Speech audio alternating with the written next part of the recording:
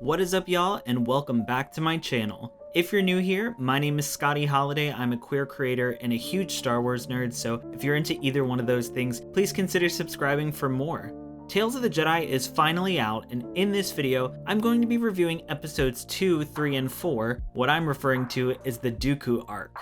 Leading up to Tales of the Jedi, I was really excited to get more of Count Dooku's story and see how he went from such a well-respected Jedi Master to the apprentice of Darth Sidious, and these episodes did not disappoint. Before I get into my review, please make sure to like the video and leave a comment letting me know what you thought of Count Dooku's story in this series. I'm also going to be reviewing the Ahsoka arc episodes as well, and I'll add a link in the cards and the description so you can check that out too. Now, a quick disclaimer before we get started, I haven't read Dooku Jedi Lost, so I won't be going over any retcons or anything like that in this video.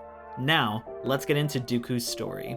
The first Dooku episode, episode 2, is titled Justice, and follows Jedi Master Dooku and his apprentice Qui-Gon Jinn on a mission to resolve a conflict between a Republic senator and his people, who we learn have kidnapped his son as a means of protest against their mistreatment.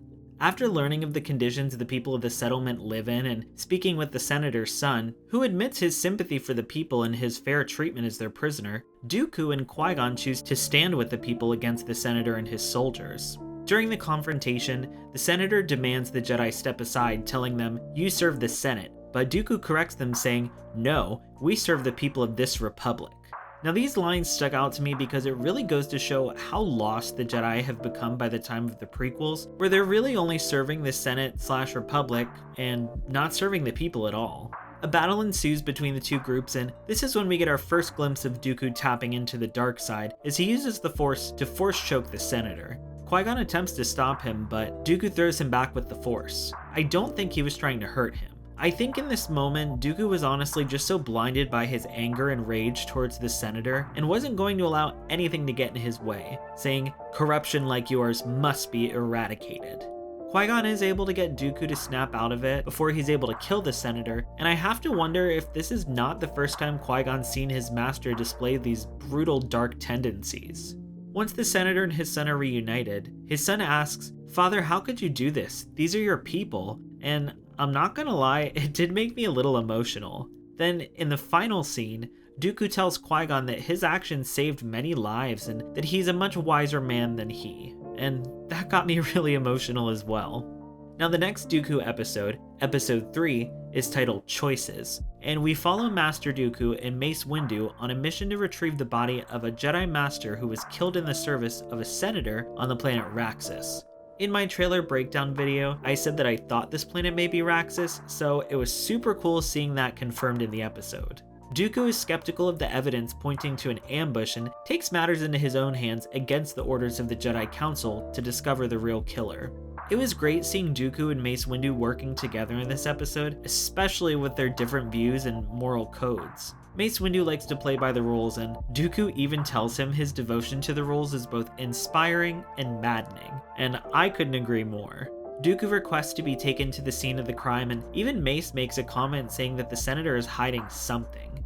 As they inspect the scene and question the senator, he reveals it was the guards who actually killed the Jedi Master, and a battle ensues. Once beaten, the remaining guard reveals their motives, saying they killed the Jedi Master in order to get to the senator. He says the senator was using his seat in the Senate to become rich at the expense of his people and their planet, and they were going to capture and force him to put forth their own agenda at the next Senate meeting.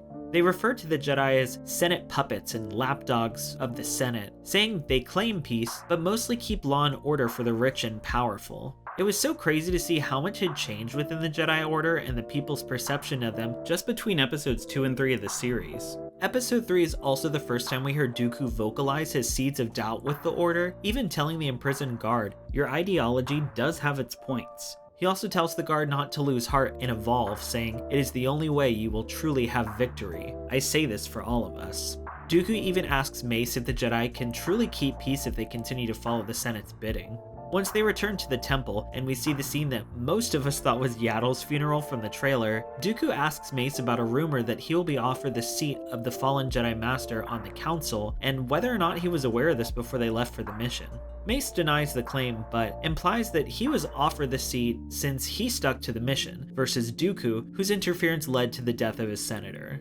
Mace is just like such a brat in this moment, and sadly, it fits right in with his character. His hubris is on full display, especially when he tells Dooku he'll speak to the council on his behalf. As much as I love Mace Windu for his purple lightsaber and mastering his own light and darkness, he's literally the perfect example of how lost the Jedi have become, and how lost they will become by the time of the prequels. Now, last but not least, we have the final Dooku episode, episode 4, titled The Sith Lord. This episode takes place during the events of The Phantom Menace. The episode starts with Dooku deleting the planet of Kamino from the Jedi archives under Master Sifo Dyas' security code right after Qui-Gon's first encounter with Darth Maul on Tatooine. He catches up with Qui-Gon and Master Yaddle, inquiring about the news, saying, "I've been warning them about the coming darkness for years, never to be taken seriously." We even get a sweet line from Dooku telling Qui-Gon that he would like to meet his Padawan, Obi-Wan Kenobi, someday, and I can't help but think about the circumstances when they eventually meet in Attack of the Clones. So sad. Once Qui-Gon departs, Yaddle senses something is up with Dooku, asking if he's alright, but Dooku doesn't give her much of an answer.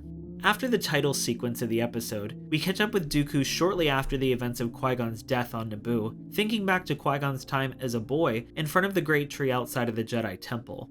It's here we, or rather I, learned that Qui-Gon Jinn was actually born on Coruscant, which I found really surprising given his spiritual nature. Yaddle approaches Dooku to tell him of the Council's departure for the funeral on Naboo, but also questions Dooku, asking if he holds them accountable for Qui-Gon's death. But once again, he doesn't give her much of an answer.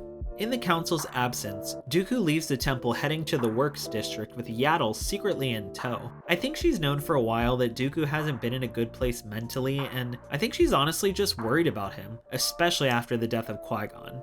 It's revealed to us that Dooku is already working with Sidious at this point, confronting him in the Coruscant Tower about Qui-Gon's death, saying he could have been a powerful ally.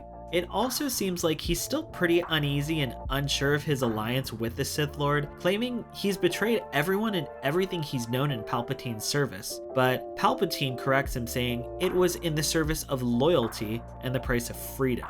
It's at this moment that Master Yaddle reveals herself to them and even gives Dooku a chance of redemption, saying his crimes don't matter as long as he stands with her now.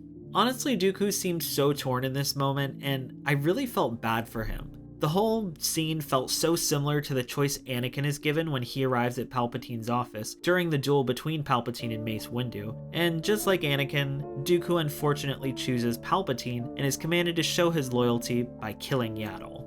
Master Yaddle's able to evade Dooku and disappears behind the ship in the hangar. She tells Dooku she's on his side, and even reveals she stepped down from the Jedi Council, saying he was right about so many things, that the Council should have listened, and that Qui-Gon did not have to die. But Dooku goes full dark side and throws the ship, revealing her hiding place and reigniting the duel. He's able to get the upper hand, knocking her back into the hangar door grooves, and uses the Force to slam the door shut on top of her. And it was honestly such a sad way to watch her go. Seeing the fear in her eyes before the door fell and seeing Dooku collapse to his knees afterwards was just really heartbreaking to watch. It's at this point that Sidious claims Dooku is his new apprentice, and just when I thought the episode was about to end, we hear the rumbling of the door and see Yaddle's silhouette in the light shining through the hangar door opening. Between the imagery of this scene, the music, and Sidious literally cowering from the brightness, I got so emotional and almost started crying. I was literally about to cry again, just rewatching the scene while I was typing out this script. Yaddle's display of strength in this moment was not only amazing to watch, but it was also a great display of how no matter how dark things become, the light will always find a way through. In one of Dooku's final lines to her, he says, "I want only to bring peace and order to the galaxy," and her response cut like a knife. She says, "Already so many have suffered for what you call order." Then he deals her the final blow.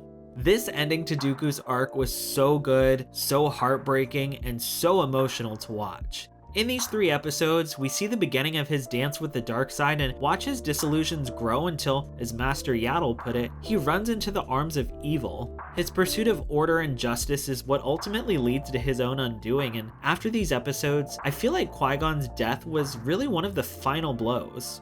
This series did such a great job of showing Dooku's fall, and it also added so much more depth to he and Obi-Wan's conversation during his imprisonment on Geonosis in Attack of the Clones. I also have to mention how beautiful the animation in this entire series looks, and the music in these 3 episodes fits so well with the story that was being told. It was all just really beautiful to watch and listen to.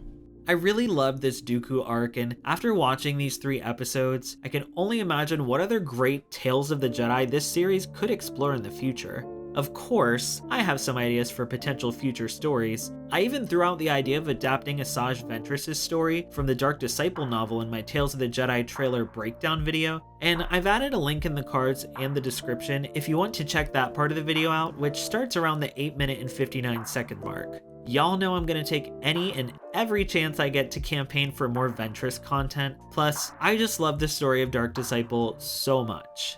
But what other Tales of the Jedi would you like to see in a potential season 2? What did you think about Dooku's story told within these 3 episodes? Let me know down in the comments below or hit me up on Twitter so we can chat more about it together. Also, please make sure to check out my review of Ahsoka's arc in the Tales of the Jedi series, which I'll add a link to in the description of this video and on the end screen. Please consider leaving a like and subscribing to my channel for more Star Wars content. You can also follow me on Twitter and Instagram via the links in the description below. I really appreciate all of your support so much. Thank you all so much for watching, and as always, may the Force be with you.